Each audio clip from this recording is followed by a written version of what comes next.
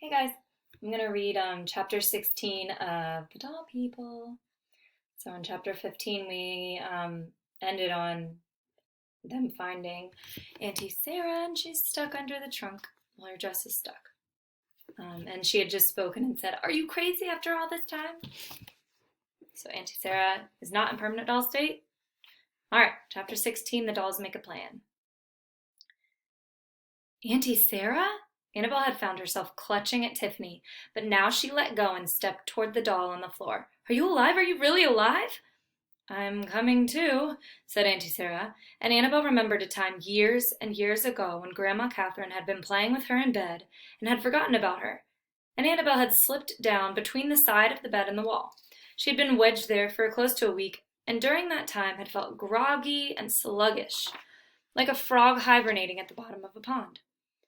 She hadn't been in doll state, but she had felt as if she had been in another kind of state, one that changed her perception of time, so that when she was finally discovered, she had been surprised to find that 6.5 days had passed, instead of merely an hour or two. "Auntie Sarah, we've been looking everywhere for you. We've been searching and searching," added Tiffany. "You don't know me, but Is, Amorobius Ferox nearby?" asked Auntie Sarah sleepily. Oh, that's not very sleepily. "Is Amorobius Ferox nearby?" asked Auntie Sarah sleepily. "What?" said Annabelle. The black lace weaver." Is that a spider?" asked Tiffany brightly. "Yes, and I was so close to it." Annabelle uttered a cry and jumped aside. "Annabelle, that was 45 years ago," said Tiffany. "I don't think it's still around." 45 years ago?" exclaimed Auntie Sarah, sounding both distressed and more awake. "Yes," said Annabelle. "But how—" "Annabelle read your journal," said Tiffany, and Annabelle dug her elbow into Tiffany's side. "What? Oh, my—" Annabelle knelt beside Auntie Sarah. "Can you sit up?" she asked. "No, I'm stuck. That's the problem."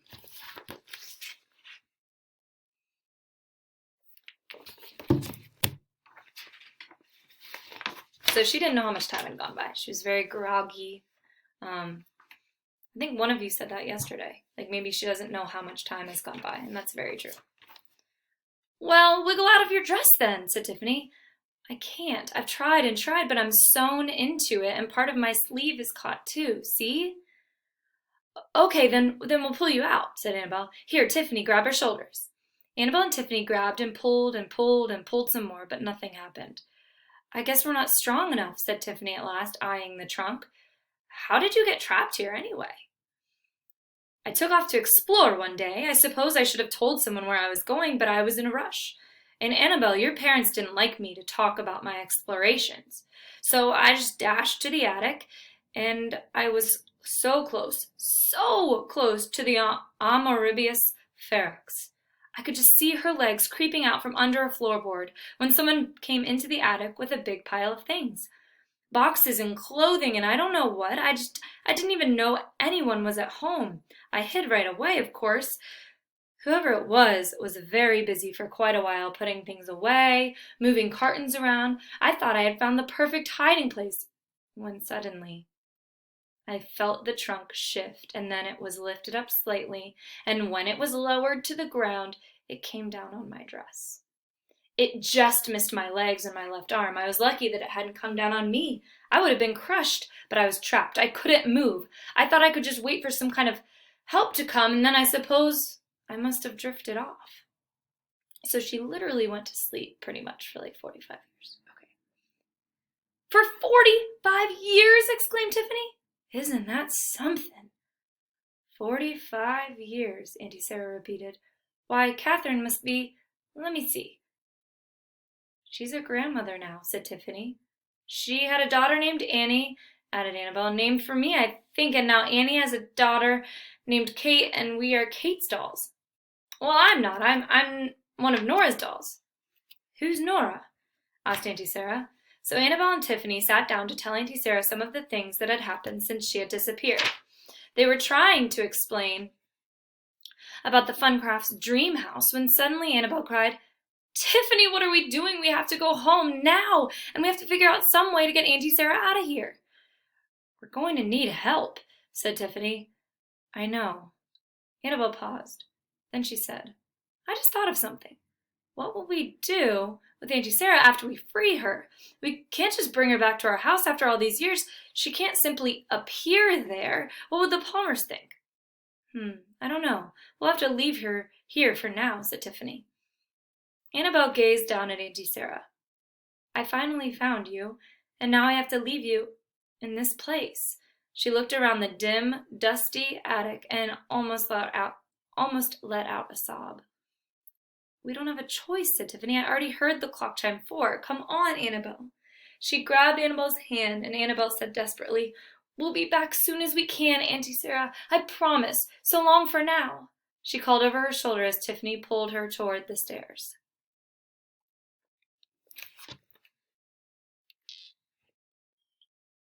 I think that's just showing how Auntie Sarah's stuck. And then Annabelle having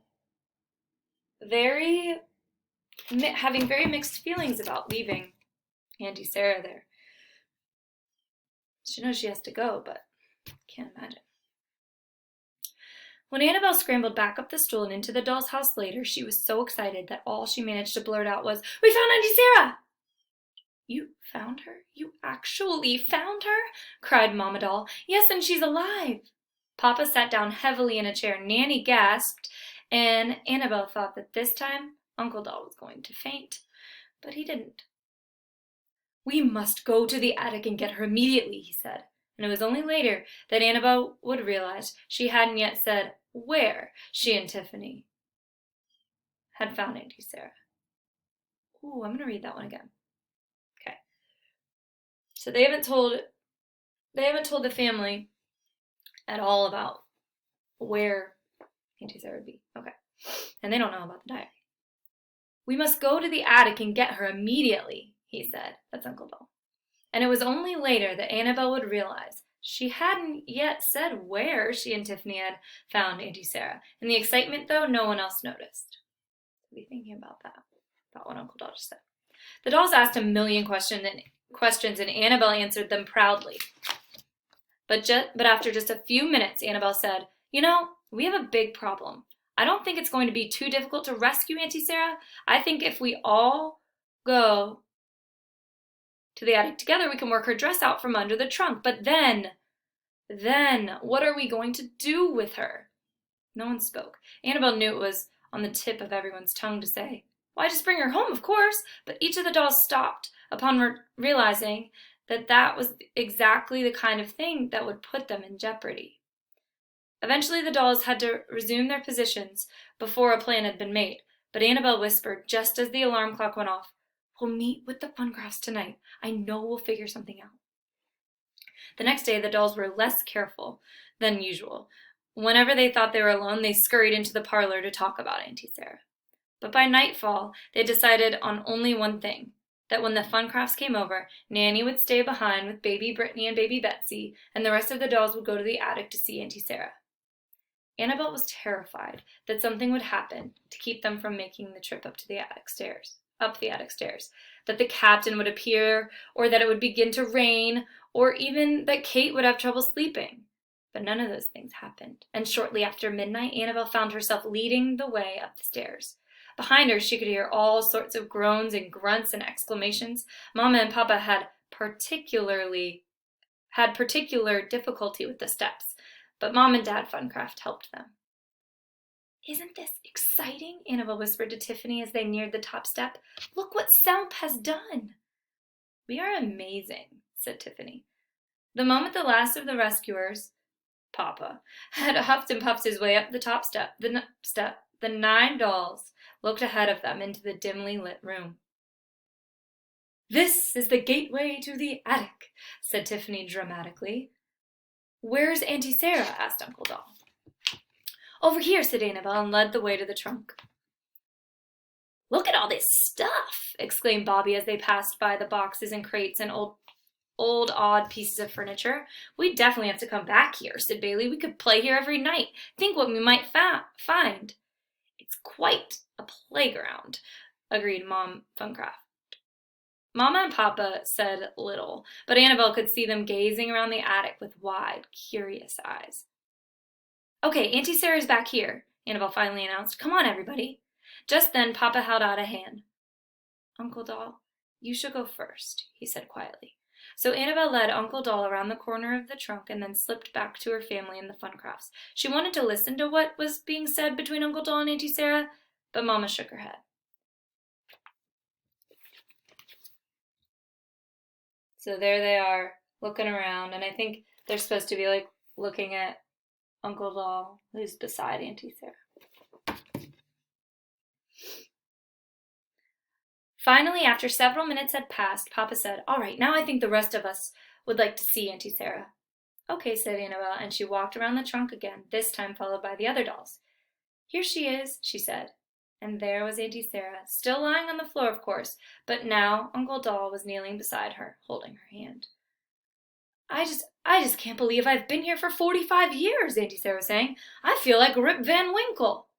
Who's Rip Van Winkle? Bailey asked, but in the confusion that followed, no one answered him.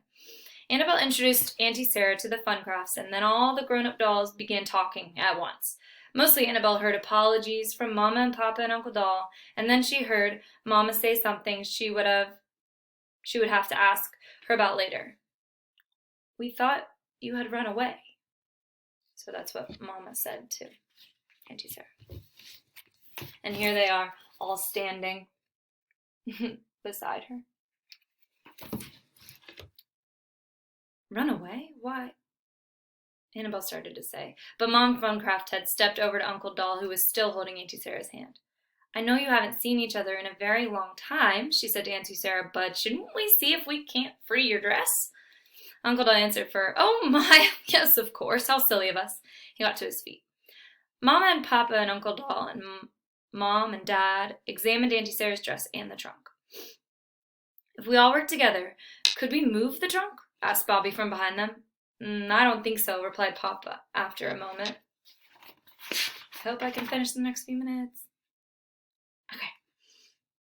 But if we work together, I believe we can pull Sarah's dress out from under it, said Uncle Doll.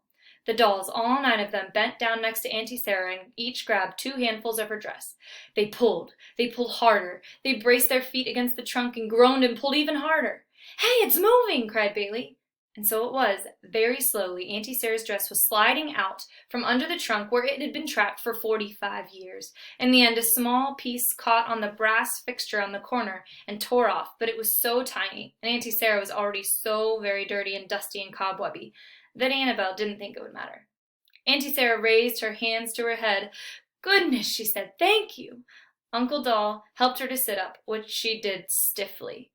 Then she announced that she felt fit as a fiddle and ready to go, but Uncle Doll held her back. Not yet, he said. We haven't figured out what to do with you. You can't just appear in Kate's dollhouse. That would raise suspicions. So here she is sitting up. It certainly would, said Mama.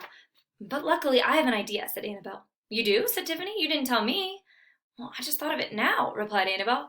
What we must do is get Auntie Sarah to a place where one of the Palmers will find her so she can be returned to the dollhouse by a human.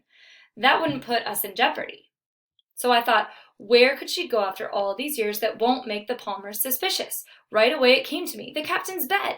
If we put Auntie Sarah there, the Palmers will think the captain has been prowling around again and he found Auntie Sarah somewhere and took her to his bed so he could play with her. That's brilliant, exclaimed Tiffany, and everyone agreed. Except Auntie Sarah, who simply said, Who's the captain? Annabelle explained, and after a moment, Auntie Sarah said, A cat's bed? Well, all right, if I must, I must. Let's go. Oh, not tonight, Sarah, said Uncle Doll. I'm afraid there isn't enough time. We'll have to go tomorrow.